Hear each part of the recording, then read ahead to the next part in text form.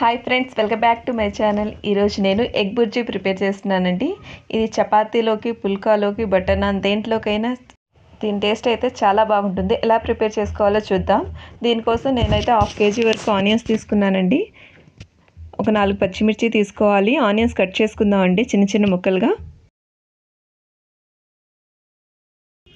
ఒకసారి వాష్ చేసుకొని మనం ఇప్పుడు చిన్న చిన్న ముక్కలుగా కట్ చేసుకుందాం.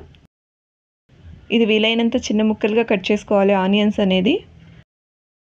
ఈ విధంగా అన్నీ కట్ చేసుకొని మనం పక్కన పెట్టుకుందాం అండి.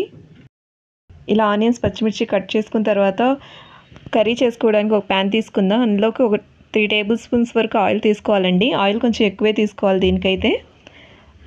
ఆయిల్ హీట్ అయిన తర్వాత మనం ఇందాక కట్ చేసి పెట్టుకున్న ఆనియన్స్ పచ్చిమిర్చి యాడ్ చేసుకోవాలి. ఇందులోనే ఒక 1/2 టీ స్పూన్ వరకు పసుపు కూడా యాడ్ చేసుకోవాలండి.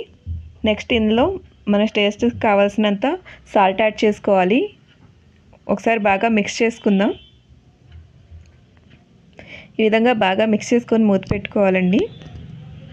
ఇది లో టు మీడియం ఫ్లేమ్లో పెట్టుకొని చేసుకోవాలి. హై ఫ్లేమ్లో పెట్టుకోకూడదండి, మాడిపోతుంది.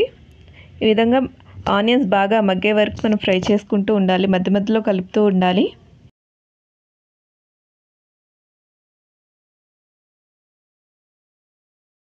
ఇప్పుడు ఒకసారి చూసుకుందాం. ఆనియన్స్ బాగా ఫ్రై అయినాయి.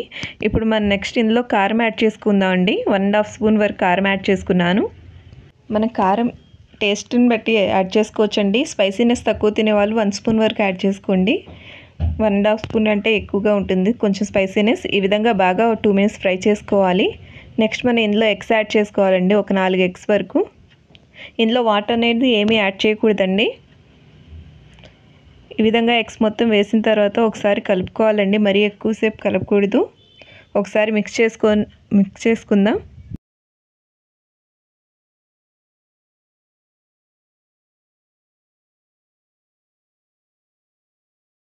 ఈ విధంగా బాగా మిక్స్ చేసుకున్న తర్వాత ఒకసారి మూత పెట్టేద్దామండి.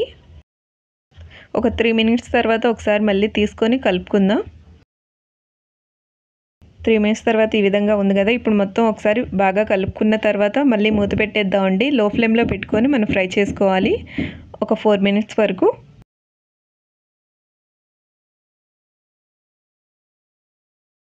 మన ఎగ్ బుర్జీ అనేది చాలా సింపుల్గా 2 ఇంగ్రీడియంట్స్ రెడీ అయిపోయిందండి. కొంచెం సాల్ట్ తక్కువైంది, సాల్ట్ యాడ్ చేశాను.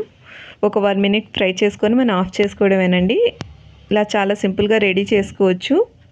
నా ఛానల్ కొత్తగా చూసేవాళ్ళు సబ్స్క్రైబ్ చేసుకోండి. నా వీడియోస్ మీకు నచ్చితే లైక్ చేయండి, షేర్ చేయండి. మనకి ఎగ్ బుర్జీ అనేది రెడీ అయిపోయిందండి.